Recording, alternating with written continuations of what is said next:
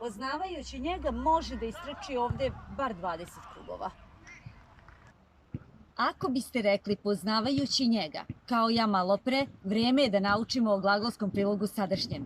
Prvo, to je nelični glagolski oblik. Osmaci, zapamtite, ne može da bude predikat, nema lice. Drugo, gradi se od trećeg lica množine prezenta i dodamo nastavak ći. Znači on ima samo nastavak ći. Idući, radeći, gledajući. Evo ako uzmemo primjer radeći, oni rade plus ći. Oni idu plus ći, idući. Oni gledaju plus ći. Samo ga tako gradite, nemojte po sluhu. Kako će biti onaj naš glagol poznavati? Oni poznaju plus ći, znači poznajući njega. Ako biste pogrešili kod glagola mahati, njihati, plakati, vreme je da počnete sa pripremama. Lako je, jel da?